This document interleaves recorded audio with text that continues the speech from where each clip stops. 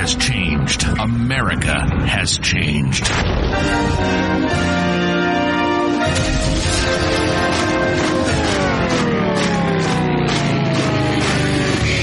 If something were to happen tomorrow, how self-sufficient would you be? Could you grow your own food? Could you sustain your own livestock? Could you survive?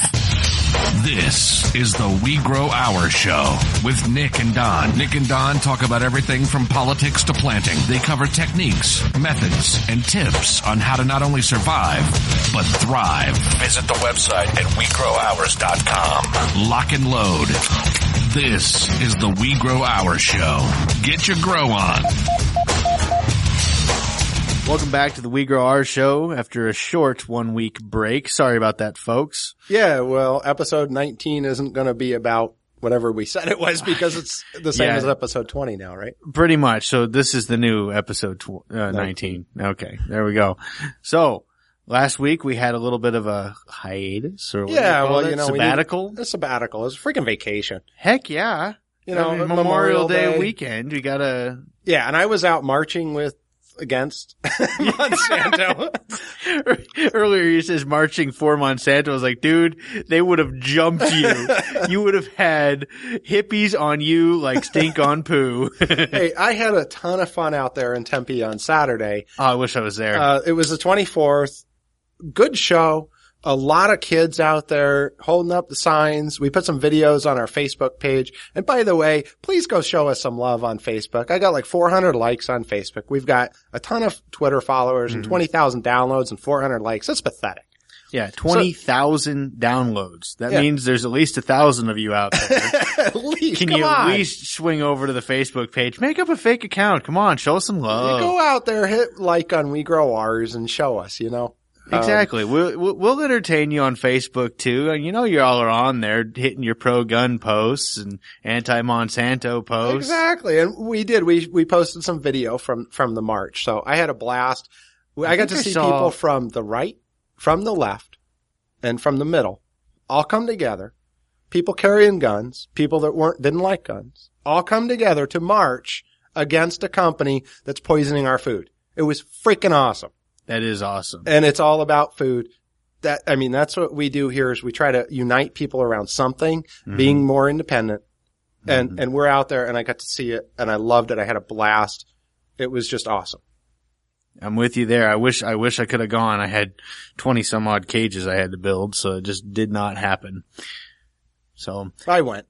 You went. You represented. Represent, yo. That's right. So my kids, one of my kids went out. My wife went out. We had a lot of fun.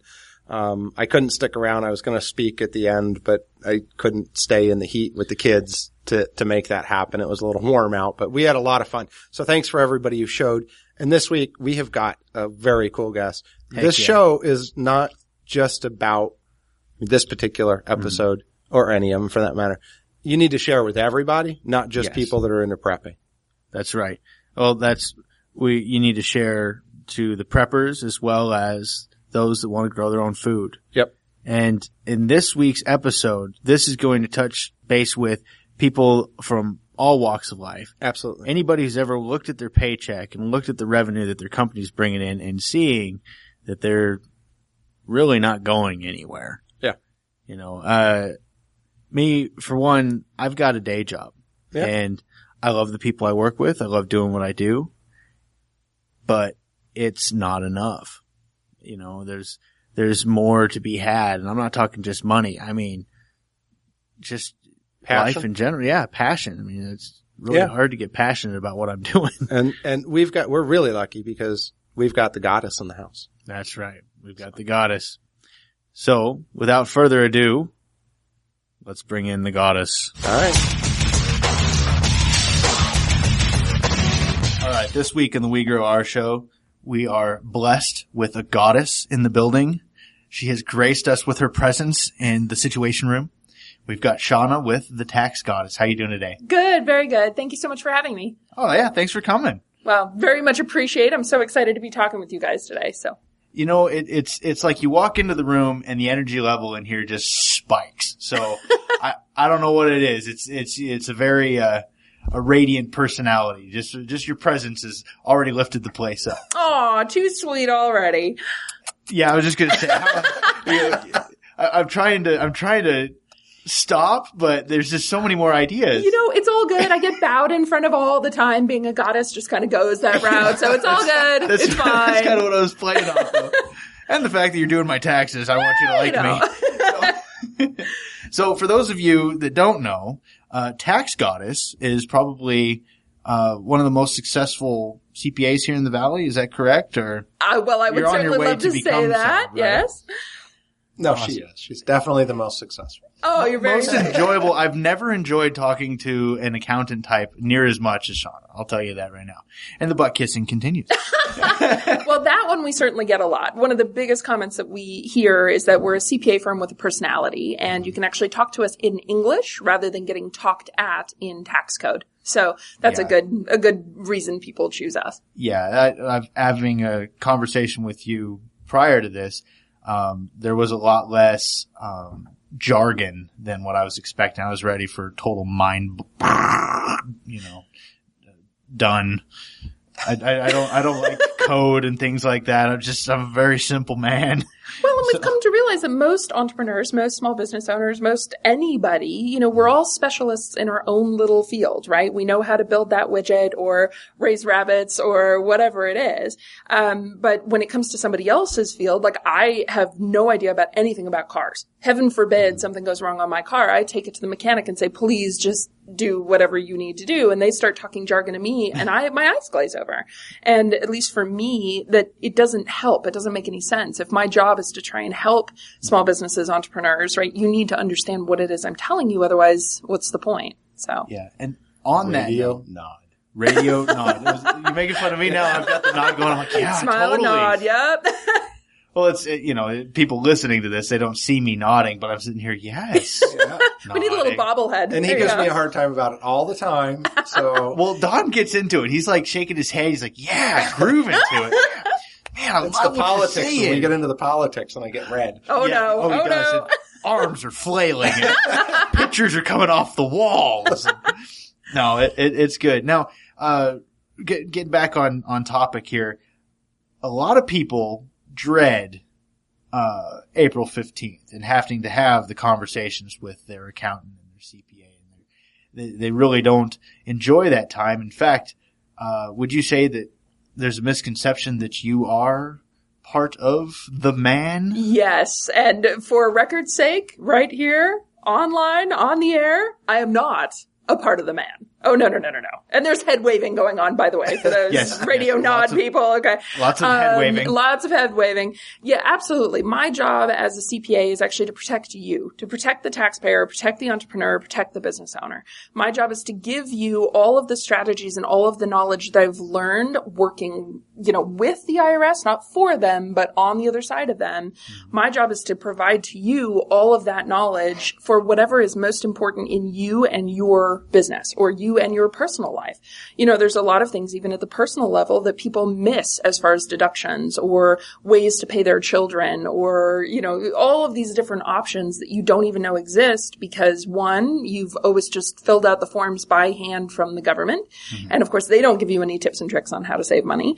Or you've used something like a TurboTax or, one of the box softwares where it kind of asks you questions, but not necessarily is it telling you why is it asking that question, or why is the answer one way or another important or not important. So, yeah.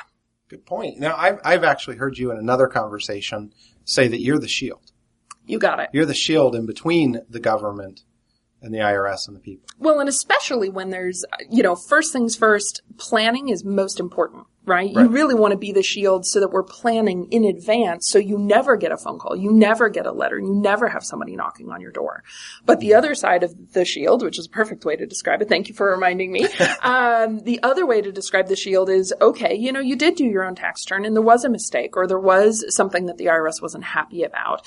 Okay, you want somebody that is standing in between you and the IRS. You don't want to be talking directly to the IRS because you may say something that might trigger the IRS IRS agent, their thought pattern to go down one path, but that's not what you meant. That wasn't what you were trying to get across. So, yeah, you've got almost like a whole little bubble. It reminds me of Miranda rights. I have the right to remain silent. Anything but half the time I say we don't. will be used against me. Right. So you're the one, you're the lawyer in this, in the accountant sense. You're the one there to protect me from myself as much as from the government. Exactly. Well, don't throw her into the group with lawyers. No, I wouldn't do that. Oh, some of the tax lawyers are good. I will give them that, but thank you. Yeah. It's a difficult, decision to make when you do run into a problem or when you do know that you're going to have an issue that may cause bigger problems or something that's a little more, crazy or wild, not something that the IRS is used to dealing with. It's always a part of the question, well, do I go to a CPA? Do I use TurboTax? Do I go to a tax attorney? Each one of those professions is going to have a different use in different scenarios. So, perfect example, earlier today I had a client come in and they were telling me about this really nasty divorce that they're in and the wife stole $56,000 of money and all of these issues. Yeah, very kind of nasty thing. And by the time he was done with his story, I let him know, listen, you really want a tax attorney for this case because you want to be protected under attorney-client privilege. And as I'm only a CPA, which I love my CPA title, CPA with a master's in tax, I love that. But if you've gotten into the case where somebody is doing something legal, right? Civil litigation, fraud, felonies, those types of things, you want the client attorney privilege that a tax attorney is going to be able to afford you versus a CPA. Wow. Yeah, there's lots of cases and, it's just dependent on what you need at the time. So one of the best things you can do as an entrepreneur is have conversations with lots of different people. Mm-hmm. Talk to a CPA, talk to an attorney, talk to your buddies, call into the show, and I've got a question, guys. Who should I be talking to? So, Shauna, I've known you for a while now, at least a couple of years, I think. So one of the things that struck me was your passion for entrepreneurs. And one of the reasons we have you on the We Grow Ours show is we're self-sustainability. We want to teach people. Our tagline is empower yourself. We're teaching you to empowering yourself, along those empowering lines. Independence. Thank you. Thank you. I knew you'd say it. I was waiting. I'm hanging. Come on, say it. I was trying to let you continue digging that hole. Just give me the rope and here's some rope. Go ahead. Tie the knot. Yeah. So back on topic. All right. You have a passion for entrepreneurs. Yes, absolutely. And entrepreneurship in every aspect that I've seen, not only in your business, but for your clients. Absolutely. And you have some news about that too. You have a book coming out. Yes, I am so excited. It's one of my little brainchilds. I'm not quite sure what exactly triggered me to do it, but I realized, my firm will be 10 years old this August, and I have gathered a lot of data in this cute little head of mine, and, lots and lots of examples and situations, and when should you do this or that, or who should you talk to, those kinds of things. And what I realized is that I was saying the same thing over and over again to entrepreneurs, to people that are starting businesses, or maybe they're within the first 5 to 7 years of their business. And they're just kind of getting their groove and they're just kind of working into things, but this issue pops up or that issue pops up, right? So the book, it's actually the first in a series. It's called The Tax Goddess Guides. And the name of this book is Starting Your Own Business. So it goes over all of your basics from handling money to what types of professionals do you need in your life, what are the pitfalls, what should you be watching out for, legal structures for entities and for your business, taxing structures for your entities and for your business, and pretty much everything in between. And of course, as soon as the book came out, I realized about, 20 other things that I should have put in there. So that'll probably be in book 2. But, so that'll actually be hitting Amazon probably at the end of 2 weeks from now. 2 weeks from now. Yeah. Okay. Which would be about a week from now. Yes. About a week we come out on Mondays. Oh, fabulous. So okay. We pre-record most of our shows. So that'll be the 20. I'd say middle of June. Middle of June? Yeah. It should be up middle of June, and it'll be Kindle version probably by the end of June. Okay. And I do have to say I have had the ability to, or the privilege to read this, and it's phenomenal. Thank you. One of the things that I've said throughout my career, owning a few different businesses and being in IT and seeing things, is a lot of the successful people that I see have something in common, and they're surrounding themselves with people that are smarter than them. And that's kind of one of the things you talk about in the book, is the teams that you need to put together, the people who you need for taxes. Hey, hire the tax goddess because she knows what to do better than you do. And I think that's a really important thing that you bring out of that book. Well, thank you. And I think really truly that applies in every situation in business, period. Like, let's take, for example, that you're fabulous. I love the idea of raising rabbits and how do you build that and all this. Well, in your business model, you need manufacturing people, right? You may need a commercial real estate agent. Where am I going to buy farmland? Depending on how big it gets, you may need bankers, lawyers, Which, by the way, commercial real estate people, they laugh me off the phone when I say I want to build a rabbit farm. You are talking to the wrong commercial real estate I know, people. right? I need somebody that now. Well, and that's one of the benefits of what you guys are, in my opinion, of what you guys are really doing here is you're building a community of like-minded people that, there's going to be a couple commercial real estate agents in the people that are listening to this broadcast. Absolutely. So, that's one of the benefits of finding people within your own niche is that if you can find the right kind of people, somebody always knows somebody. And the benefits of being a goddess, I know lots of somebody. So definitely let me know if you need somebody. So for sure. So you've been doing this for 10 years. You've been running your own business. Correct. So let's dive into the book a little bit. What are some of the chapters or sections of the book that you think are the most important for our crowd, the self-sustainability? And I know I'm throwing this out in thin air to you, so I don't mean to put you on the spot, but Jeez, Don. So, what would if you had to pick out a couple of things to say to the entrepreneurs, to the people that are maybe working the 9 to 5, but want to move into a more self-sustaining life, whether it be agriculture or raising rabbits or just jumping out and starting their own business for whatever idea they have. What's your advice? Absolutely. So the first thing, in my opinion, is whether or not you really should go out and start a business.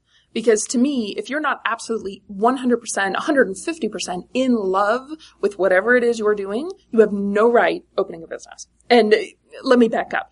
Of course you have a right. It's a free country. You can do whatever you want to do. I'm not meaning to get all whatever. But if you don't have that passion that this is what you're willing to do and you're willing to get up at 4:30 in the morning and you're willing to stay up until midnight and you're willing to pull all-nighters and you're willing to work every single day, 24/7, 365 days a year for at least 2 or 3 years minimum, you're not going to make it by owning your own business. Right. So having it as a side business, as a hobby, right, while you still have your 9 to 5 job, that might actually be better for you.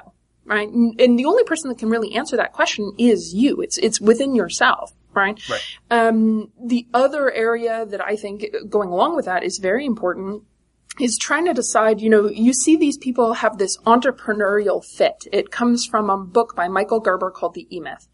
And phenomenal book. Nick, have you read it yet? I don't read Coming, reading. He I barely made it through chapter 1 of yours. And I gotta admit that what I've read, I've loved, but it's just slow going. Absolutely. Well, it's a business book. It's a tax book. I've known Nick for a while, and he got through chapter 1. That is phenomenal. Woohoo! Okay, so High five! Awesome. I'm lucky to get him through a paragraph. Yeah. Come on, Don. Yeah. Well, now wait a minute. How many times have we gone on the other side of this, Nick? Yeah, I know, but you're the man that gets to edit, so all of this is going to end up when I always remind him when he's bullying me on air that I get the edit. Well, so one of the most important things that he talks about in the E-Myth is that people have this entrepreneurial fit, right? They're working for somebody else, doing something, whatever it is, right? And they decide, you know what? I can do this better than my boss. I can make more money at this if I get rid of that middleman, that boss, and I go out and do it on my own. Right. And so they leave a stable job. I mean, as you were talking about, right? Unfortunately, money is still something that we basically need. I mean, unless you've got food, water, shelter, power, everything covered in some other manner. Yeah, a whole lot of gold or silver or whatever it is. You still need money, right? And so a lot of people will go out and have this entrepreneurial fit. That's it. I'm done. I'm tired of my boss. I can do this better. Well, they have a wife and 2 kids and they have a house payment and they walk out and they realize that they quit this $40, $60, $80,000 job and now they can't pay for anything. And starting a new business takes money. It takes time. I mean, there are very few businesses maybe in the 10 years I've been in business, maybe seen 5 or 6 where the day they walked out of their job, right, the 3-letter terrible word, right, the job, right, that they were making money right off the bat. And they probably left with a big contact list. They left with a contact list. They left with a contract. They left with whatever. It wasn't like they just said, nope, that's it. I'm going to go hang out my own shingle. So one of the most important things I can tell anybody who's trying to go out on their own, build up that business. Either you have a whole bunch of savings that you know is going to disappear building up the new business, or build it up slowly on the side, keep your W-2, right? You're going to be working effectively 2 or 3 jobs, right? Don't expect sleep. It's like having a baby, right? You're not going to have any sleep, so just don't even expect it. But if you do that and you have the passion to do what you're going for, right? You will succeed. I think maybe once I've seen somebody that had the passion, put in the time, not succeed. Once out of 10 years is pretty damn good. Yeah. It's really about the passion for me. It really is. And so you hear people, I'm going to start this cool little side business. Don't bother making it your focus. Well, just don't bother. I mean, if you want it as a side hobby, totally fine, right? You're doing it to make some extra money and you like the niche group of people and okay, that's fine, right? If you're in it to win it, you gotta have the passion, period. Yeah. Well, my wife likes hobby jobs too. She's very passionate about her goats. She goes out, she makes some money, breaks even, we sell some goats. It's not a job. Right. This is sounding bad already. I can see it's going down a rabbit hole I don't want to go. My wife is an amazing woman who has an amazing job taking care of my children, and she's phenomenal at it. So my turn to do the kissy noises. You can tell when somebody is passionate and they belong out being an entrepreneur, like you said, the fit. Right. So. Well, and I truly, honestly believe that other people will see it as well, right? Other people, we have evolved as a race of people, right? Of all the people on the planet, we can read the micro expressions in other people's faces, right? That's why they say that 70% of all of our communication is in person, right? Is the visual. So of course you guys can't see it right now, but I feel like we need to be filming the 3 of us, but you can see it and sometimes you can even hear it in somebody's voice. Right. When their voice starts crackling because they're so passionate about whatever it is they're telling you, you can hear that and you feel it and it comes across and you absorb it. And you absorb it. Other people want to work with you because they realize, oh, wait, this guy's really passionate about what he's doing. And they will be successful. Yeah. Yeah. So one of the things we get in this industry, we have a lot of people that are considered preppers, survival, and along with that, you get people who believe that the doomsday thing is coming and all this. So, well, we were supposed to have 6 apocalypses in the past, 2 years or something, exactly, right? So, The math has always been off a little. Well, those Mayans, they just messed up the whole damn thing. Exactly. The calendar. So part of that is, and I don't even know where I'm going, for this, so I'm going to have to edit that whole part out. So Shauna, I love having the edit button. Oh, gosh. With the doomsday crowd and all that, and people worrying about the economy. Mm-hmm. And gold and silver is the way to go. What do you see business as? And because you hear about, the freedoms are being taken away and we're being suffering on this level and that level. Is now the time to go out and become an entrepreneur if you have the passion? Or is it time to go look for a job and say, okay, I'm going to just kind of step back from everything and go work for somebody else? So, excellent question. Of course, you are talking to an entrepreneur, right? So my answer is going to be go entrepreneurs. Absolutely, 100%. The one thing that I love about entrepreneurs is that you put us in an empty room with nothing in it, right? We will find a way to make money. It's just how it is. We will come up with some idea. We will speak to other people and hear something and go, oh, that's brilliant. There's a niche right there. I can do something with that, right? You just shoulder right in there. Yeah. And, and the goods and the bads of it, as entrepreneurs, you're talking about shouldering in, right? Part of me believes that we don't have the same set of filters or we've completely blown away those filters as W-2 people do. Because, often entrepreneurs will hear something and we'll just butt right into a conversation. Oh, I can help you with that, or I can do this, or, we don't have, we almost lack that sense of fear that it's not going to work. Fearless is the perfect word for an entrepreneur. I believe it can, that symptom can advance into foot into mouth disease. Often. This is true. I looked at somebody building the chain link fence for my last boss. I was like, I could do that. Oh, give me the words back, give me the words back. Because guess what I was doing that weekend? Building a chain link fence. So I guess I was. Learning how and doing it. Well, but guess what, right? What did you do? You opened your mouth, right? You were being fearless. You learned a new skill that if the world does collapse, guess what? Guess who knows how to go put in post and put in fence? Yeah, anti-zombie stuff. Heck yeah. Hello? Right there, man. I am all about the zombie protection right there. But yeah, and that's one thing actually that I think a lot of people don't realize, people that maybe are in a W-2 and they're afraid to go and try opening a small business, right? You have more skills than you think you do. You really do. Because even if you're working in a W-2 job, somebody trained you something that you can go and turn into something else. You have a marketable skill. You have marketable skills, right? If you've always been working a desk job, fine. It might be typing really fast, but maybe your language skills, because you've always been in front of a computer, always sending emails, you are able to wordsmith the most perfect emails and convince people to do whatever you need them to do. You might be the leader of a group in the zombie attack because you can convince people, hey, you're good with fences and you're good with guns. Let's go, right? And so it really... People have a lot of skills that maybe they don't recognize. And one of the things you were talking about, who should be on your team, a business coach or, any kind of a coach that can stand back and look at you as a third party, right? Because each one of us are in our own heads. Right? We're the hero of our own story. Exactly. I think I have the skill and I think I'm awesome at it. And well, yeah, apparently not. Yeah. Or the other way. Learning what you don't know is just as important. So. Absolutely. If you can't craft the emails, find an entrepreneur that can and surround Build your yourself team. People smarter than you, right there. Yeah. Yep. Wow. You're full of knowledge. All right, Nick, your turn. Okay. Dance, monkey, dance.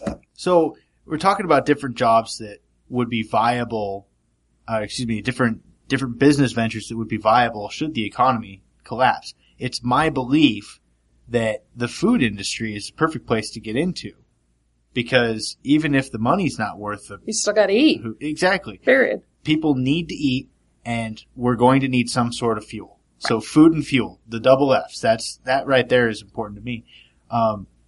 So let's say right now, while we have a government in place and we have currency in place and taxes and whatnot, there's a lot of things people could do and trade for other goods.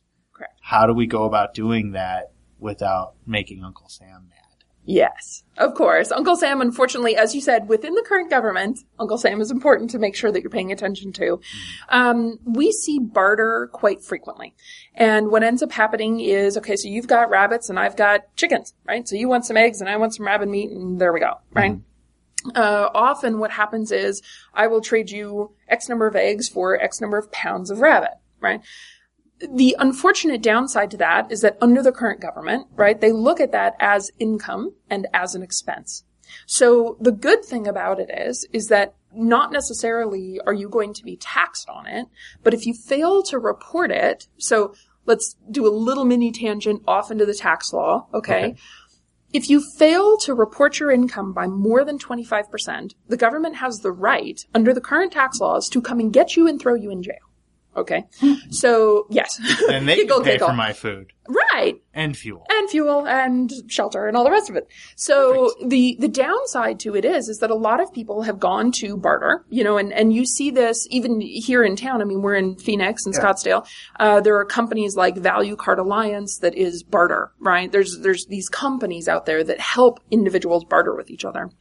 The downside to it is that if you're not paying attention, if you've earned more than 25% of your gross income in barter and you fail to report that as income and the government ever finds out, now you're in jail. So, okay, I did not know that because even this morning, I have a few friends, social media friends, some people I met at the March for Monsanto over the weekend as well, who are agorists. Okay. I think I'm pronouncing that right. But basically, they're small homesteaders. They live in self-sustainable communities.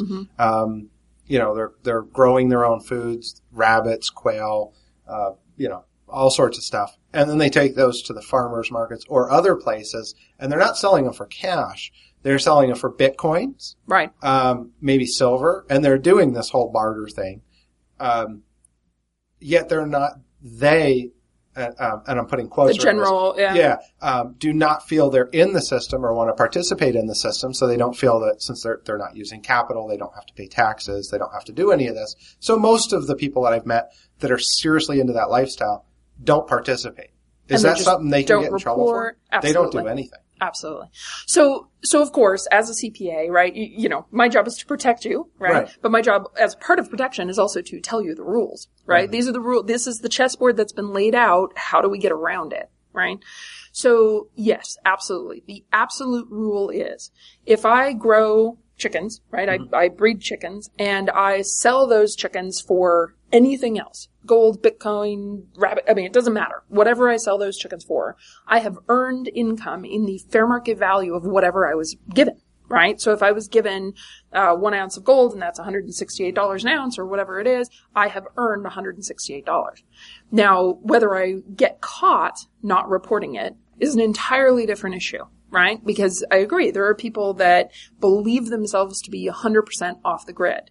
They, as far as, they don't report taxes, they don't make any income that's traceable by the government, no interest on bank accounts, no Social Security, no retirement funds, none of that kind of stuff. Right. If you never get caught, I mean, that is what it is, right? If you never get caught, you never get caught. Are you following the rules by not reporting it? No. Well, and the sad part is, and I know I'm going to touch on a bad point here, but that's how they get in trouble because a lot of these people are also the ones going out and marching and doing this. And, you get caught by the police now and you're on done. A list and, look, you haven't done this or you haven't done that. Well, you haven't filed your tax returns in how many years? Yeah. Well, you committed a crime. In the eyes of the IRS, you committed a crime the instant you earned revenue and did not pay tax on it. Yeah. That's the crime. Is there a way to get out of the system, Shauna? To say, I want to move out to a 100-acre piece of property somewhere in BFE, and I'm going to go out there and I'm not going to do anything anymore. I don't want to participate in the system. I'll grow my own food and all. And we're done. Is there a way to get there?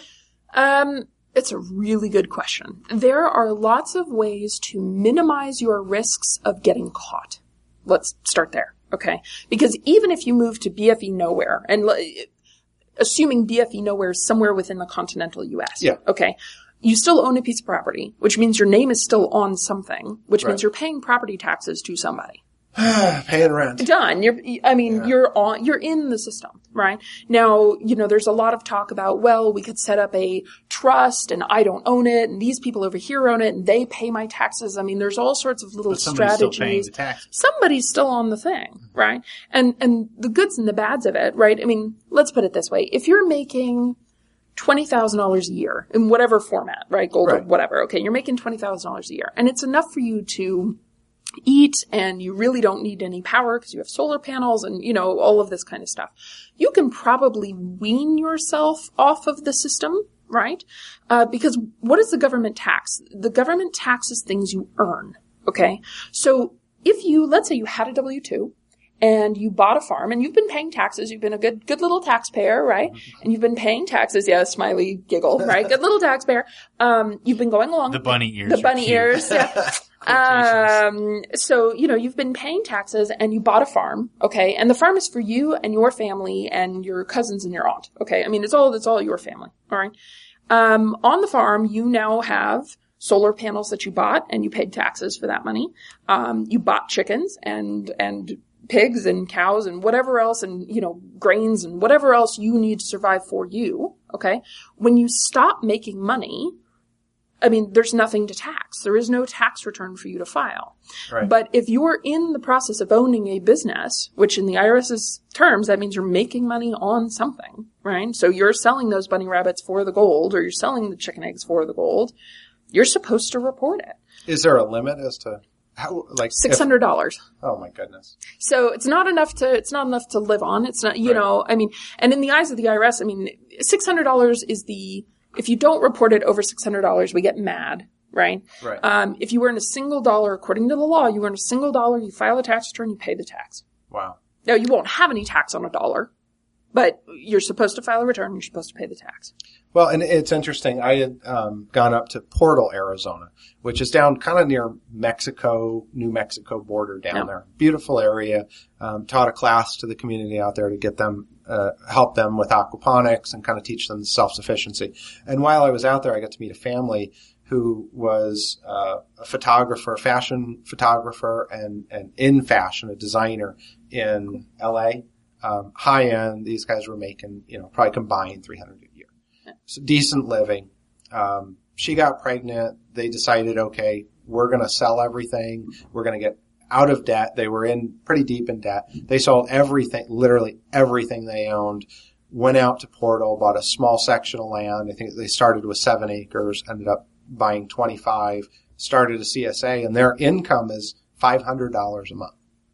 Yeah. And I thought, oh, wow, you're out of the system. But you're really not, even at that. You're really not. They have solar panels. They're very careful with their energy. But they still have to be in the system. Well, and here's one of the pieces that just kills me, right? I mean, you're right. They did their best. They went out there. They're away. Unfortunately, most of us think in our minds physical awayness counts for being off the grid. Yeah, no, it doesn't work. Well, the further away you are from the city, the bigger weapons they can use. Yeah. Well, and I'm thinking like the Amazon drones, and I mean, don't even get me started about all that junk. But as long as I still get my Amazon delivery, we're happy. Right? You don't understand. Our listeners will love you. So, but yeah, I mean, the downside is that they are, even though they themselves, as one little tiny unit, right, one little tiny family unit, they may not get pulled for random audit. They may not get pulled at all, ever, right? However, if somebody else that they're trading with gets pulled and their name, that family name shows up anywhere in those records, you better damn well believe that the IRS, they work like a spider web. Right? So they audit one person that they know is doing something wrong, or that they have heard, or they've been told. Like, what if one of their neighbors gets mad and you can call the IRS. It's called the whistleblower line. They get mad at those neighbors and they call the IRS, and now you're on the whistleblower line, and guess what? Everyone that traded with that family is now on their network. Little spider web. So, the IRS has very long Dawn's turning fingers. red over here. I've got angry Dawn face. Well, and the point of it is, so let's back up. Remember I said 25% of your income. Okay, now obviously as a CPA, I'm not allowed to tell you don't report your income, okay? I have to tell you to report your income. Right. However, 25% of your income is what's considered fraud.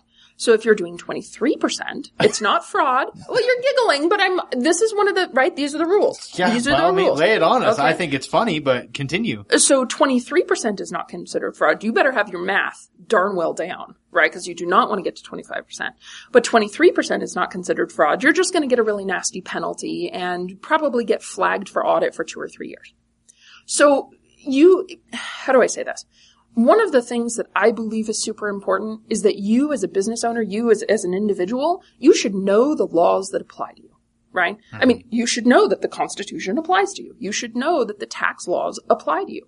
Good, bad, whatever you feel about them, these are the laws and this is how they apply. So learn, just like a chess game, learn exactly the rules and how to get around them the way you want to get around them. That's the game. That's a great point. Great point. I don't think the IRS should even be in existence, but that's a whole nother series here. Yeah. So. This is where I could say, there were some laws in the South that were pretty nasty, and it was legal to do a few things. This is exactly when Hitler took office. That was all legal. Everything that he did was legalized. So just because it's a law doesn't make it right. But since it is a law, it can be enforced. So. When the problem is who's got the bigger guns. And unfortunately, it's not you. Exactly. It's generally the answer. So we've got our audience sitting out there. You know, I got the bigger gun. I got this much and this much. Yeah. Oh, yeah. I mean, what scares me is that I had a client once, and she had just recently become my client within a year that this incident occurred. And she was trading, I had no idea. Okay. I was dealing with her legitimate, I've got bunny ears. Okay. Her legitimate business out here. Well, I need them to see that. Yeah. You got to see the bunny ears. Okay. I was dealing with her legitimate business. Okay. So we were doing the bookkeeping and the tax returns and all this kind of stuff. Well, one day I get a phone call from her spouse saying, yep, so she's been swatted. And I went, what do you mean swatted? Oh yeah. Well, the police showed up and the FBI showed up and they grabbed her and threw her into her black truck and they took her. And I'm like, well, can you tell me any more about it? And she's like, you don't want to know. I'm like, okay. So I really, I found out probably about a year and a half later, I got a letter from her in jail. She was dealing in gold. And this was 6 years ago. I mean, unfortunately, you get these things where as individuals, we look at it and say, well, this should be fine. We're not doing anything wrong. We're talking little dollar amounts. They don't care. They don't care. You break that rule. If you make $1,000 and you only report $600, you have broken that rule. They will, they will come and get you. There's a lot of emotion that you guys can't see here. She is the shield. So, go ahead. Question. Let's say I've got a rabbit that's worth is $15. Okay. And somebody's got a chicken who's worth $15.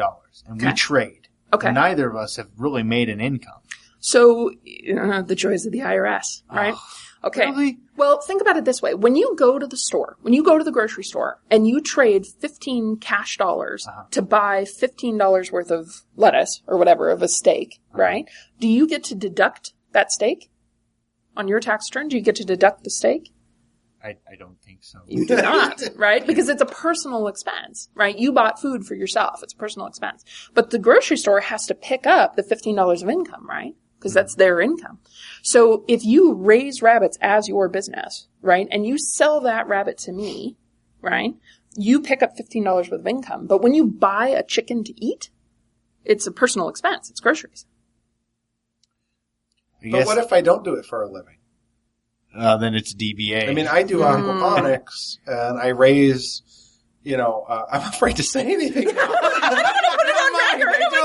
Kill the question. I sit in a corner when I get home. Now, play video games. If I raise a rabbit and I want to trade my neighbor for his beef, and we do a straight across trade, if it's neither a hobby, of us gain. I raise a rabbit to eat. I mean, it's my food. I've already paid for it in feed and everything else to.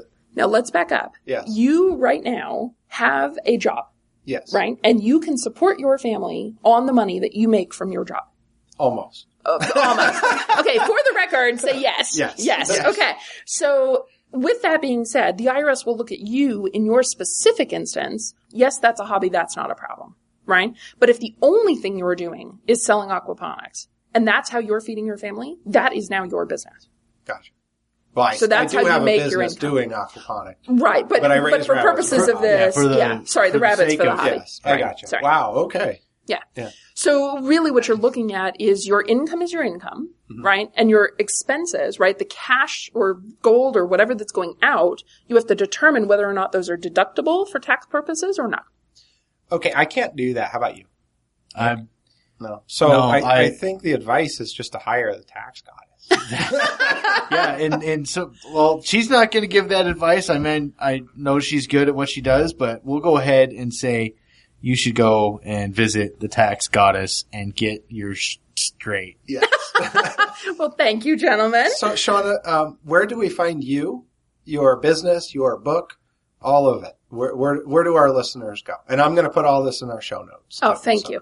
So, easiest place to find me is our website, which is www.taxgoddess.com. So super easy to find. If you'd like to talk to me, in the top right-hand corner, there's a button that says set appointment, and we can do a 15-minute call, 30-minute call. I do Skype, I do in person. So whatever it is that you need, definitely click the link and set an appointment. As far as the book, right now you can buy it directly from my website, which is taxgoddesspublishing.com. But as I mentioned, in a week or two, it will be up on Amazon for sale. So hopefully as soon as that's up, these kind gentlemen will add a link for me. Heck yes, we will. And then honestly, the best, how do I want to say this for your crowd? Typically, you're going to have some types of questions that you don't want to put in writing. Okay? So, I don't even want to ask them on the air. You don't even want to ask them on the air. I'm worried about trading a rabbit. Exactly. So if I've got 3 acres of marijuana. Well, now that's legal. You're fine. It doesn't matter. You're fine. I'm in the backwoods of Colorado. So, my general commentary is you want to find a CPA that you can work with that, one, understands your industry, okay? 2, understands your goals, because your goals, your life purpose, and where you're trying to get to is how you come up with a tax plan, Okay. World domination. Well, there we go, right? We got to buy the mountain with the cave in it first. It's first. Happening. Okay. Let's do it. Just making sure. Okay. Sorry, now I'm totally off track. But anyway, you want to find, CPA that understands you, understands your goals, and that you can really talk to, that you can understand, and that will answer your questions in English. If you meet with somebody and you have no idea what they said when you leave that meeting, you have not met the right CPA. So you work in Arizona. Correct. A high majority of our listeners are in Arizona, but we do have people from across the country. Absolutely. How would they go about finding a CPA? What's the advice to them to say, would they contact you, or would they, look in their yellow pages, go to, how do they find the person that's right for them? Absolutely. So, and that's actually First in the book read your too. book, right? First read the book, because there is a section about what questions should you be asking your professional. But, honestly, what I would do is go to your niche group of people and say, okay, who are you working with? Hey, you raise rabbits in Pennsylvania. Who are you working with? Who's your CPA? Do they understand barter? Do they understand gold? Do they even know what Bitcoin is? That's a big question right now. So, I would ask around in your own group of people, right? You're going to get reviews. Yelp especially has become a big thing. So Yelp Online gives you lots of good reviews that way as to determining whether somebody's good or bad.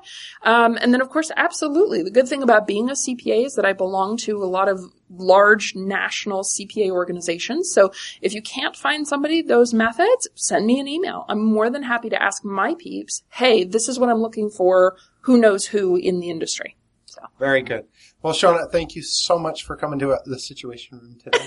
Thank you for having me. It's been fabulously fun, gentlemen. Well, thank you very much. What will you do when your stored supplies run out?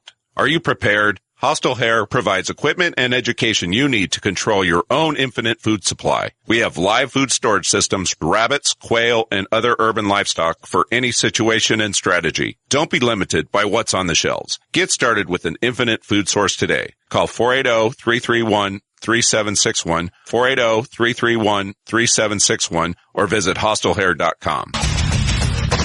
Wow, that was fun.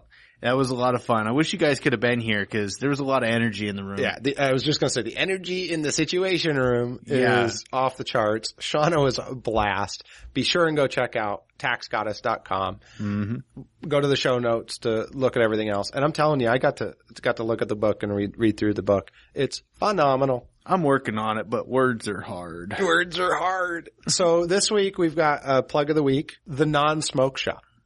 All right, you guys know I've talked about vaping before and e-cigarettes, and I know it's this big fad and all that stuff out there, but you're talking to a guy who smoked for 20 years, and I don't smoke anymore. I'm pretty excited about this whole thing. I'm excited for you. Yeah. That's pretty good. Well, and I part of the reason I never quit it was because I enjoyed it so much. Mm-hmm. And there's all this research out there about e-cigs. e-cigs. Stop selling cigarettes. I know. There's all this research about e-cigs and how dangerous they are and how they're the same as smoking and all that. So do your own research, make your own decisions, look at who's funding all these research projects. Follow the money up. But hey, I'm not saying it's good for you because it's not. But as a smoker from 20 years, all I'm going to tell you is I feel a whole lot better. So I'm going to go back to the vape thing. So this guy, Bud Out is the cigarette shop. Matt Berger is the owner over there. He's got a couple of shops, in Phoenix kind of downtown on 708 East Virginia Avenue, 401 South Mill Avenue in Tempe, and 6601 North 47th Avenue is the lab, and it's open a little bit on Friday, Saturday, I think. And that's where they make the juice, which is the flavorings, basically. So, BudOutEcigs.com. Shout out goes out to Matt. I had a blast at the poker game. Thank you, to everybody who, let me win a new mod. How's that? We'll just go there. And that was awesome. I had a lot of fun. So, that was at this old vape shop, which is another vape shop. It's a very tight-knit community here in Phoenix. So if you guys are looking for some good flavors, if you're looking to get into e-cigs, go see Matt at Bud Out.